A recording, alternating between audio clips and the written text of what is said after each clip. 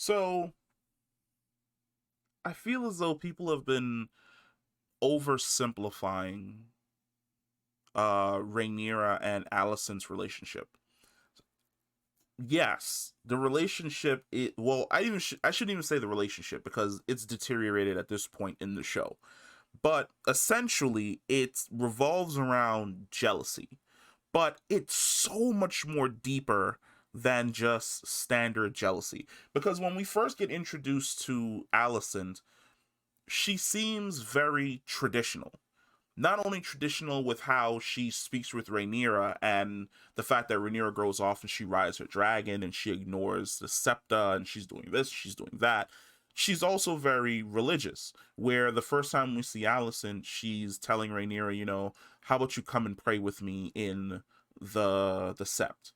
And then after Rhaenyra's mother passes away, she takes Rhaenyra again into the sept and she has all these candles. She's, light candle for your mother, and then make a prayer for your mother, or say any of the things on your mind that you were unable to say to your mother while she's here, let her know now.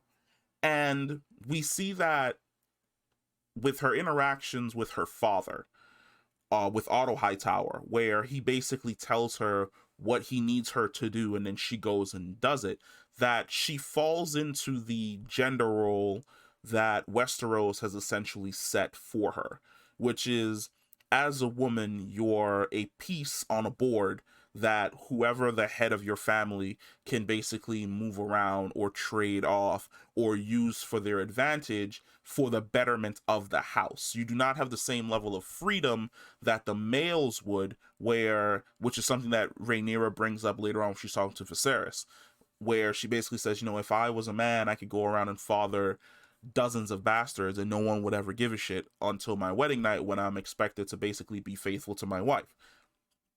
Alicent falls into that role where Otto uses her the way in which women have essentially been used in Westeros. Rhaenyra's mother even tells her that a woman's place is the bedroom. And this is proving to be true in regards to the fact that Alicent has given the king three healthy children. And the very first one is Aegon the Second. And now everyone is looking towards Aegon like, is Aegon going to be the person who's going to take over? Or are you still on this whole power trip of making it Rhaenyra who's going to be your successor? Because Alicent played the game. She played the role that essentially Rhaenyra's mother played, where her battle is in the bedroom and she's winning that battle in the bedroom by producing heirs for the king.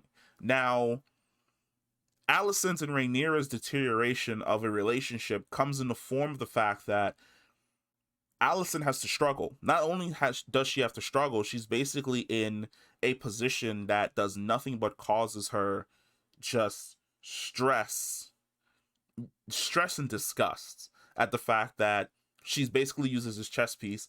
She has to sleep with this sickly dying old dude who's basically slowly turning into a fucking corpse. She has to stay awake every single day raising all three of his kids and making sure that they're calm and they're fed and just taking care of their general needs. She doesn't have any of the freedom that she wishes that she had. And right across the hall from her is like her best friend, who can go out and ride on her dragon, who doesn't listen to anything that her father says, who disobeys the orders from her king, throws away her maidenhood to like some random dude who the first time she thinks is basically Daemon Targaryen, but then she realizes that it's not Daemon when Kristen Cole can't keep his fucking mouth shut and spills the beans. All of these things compounded together on top of the fact that Rhaenyra's been giving her nothing but shit and attitude. Rhaenyra, the straw that essentially breaks the camel's back is when Rhaenyra lies. She swears upon the memory of her dead mother, which to Alicent is just peak. It's the peak of some shit that you should never do because of how traditional Alicent is in regards to everything. When Rhaenyra does this, Alicent takes her for her word. Up until that point in time, your girl Alicent had Rhaenyra's back. She was the person who was always in her corner, who was cheering her on, like, yeah, fuck no, I'm never gonna like have my kids basically supersede her claim to the throne or anything along those lines. The throne is Rhaenyra's. I'm not going to do anything to get in the way of that. Aegon is not going to be king. The second Rhaenyra makes that oath, and then Kristen Cole can't keep his fucking mouth shut, and she discovers the truth, she realizes Rhaenyra ain't shit. Why should I back you? You're a liar. You're an emotional child.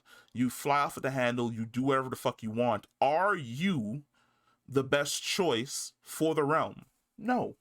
Why would I make you the best choice for the realm? You can't even keep your simple vows to me. You can even keep your vow of chastity for the man that you marry. Like, you're reckless and you're being dangerous. Why shouldn't Aegon be king?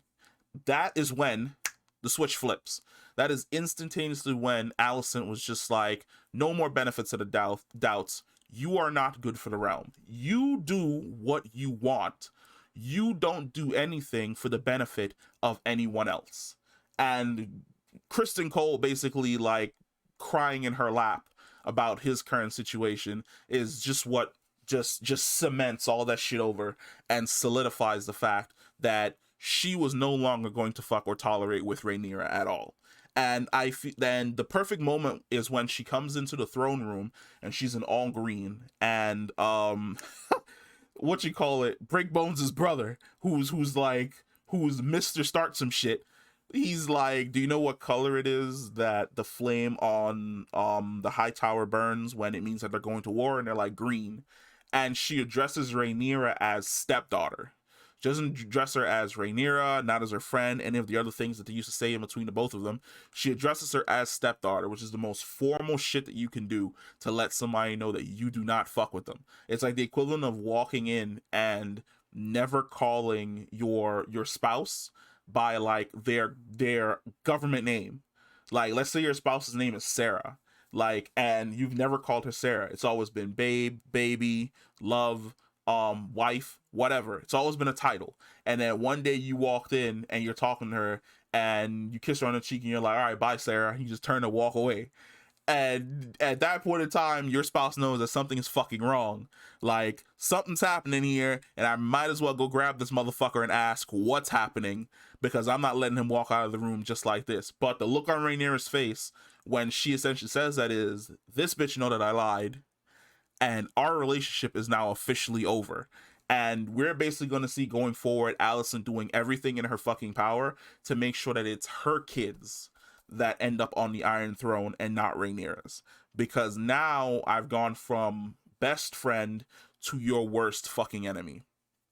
Their relationship is perfect. In the book, it's very much skimmed over their personal relationship and also their interpersonal relationship. But the show has done just a fantastic job. But not only the show, but the actresses themselves have done such a fantastic job of making you feel this relationship, and then making you feel this relationship fraying and falling apart.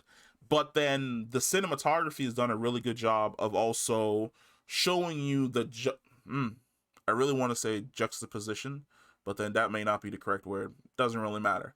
But showing both of their relationships from two separate sides. Rhaenyra's out on the town drinking with Daemon, kissing Daemon. Meanwhile, Alicent's back in the Red Keep trying to calm a baby who wakes up in the middle of the night, putting the baby back to sleep, being summoned into the king's throne room, into the king's bedroom, so that Viserys can give her like 3 good pumps and then like collapse and fall asleep while she's just laying there like, I've never had a fucking orgasm in this bed ever at all in any way, shape, or form. So it's going to be interesting to see, basically, now that it's no longer frayed friendship, but the daggers have been drawn, who exactly is going to draw blood first. And it's going to be interesting when everybody realizes that it's probably going to be Alicent that draws that blood first and just sets this entire war off and in motion, because we're still in the prelude. This is still the pre-war. Things haven't fallen to pieces yet, but they're about to fall to pieces in the next couple episodes, and I cannot at all wait to see the reaction of everyone online. But let me know what you think about the relationship between Alicent and Rhaenyra. Comment down below, and I'll catch you in the next one.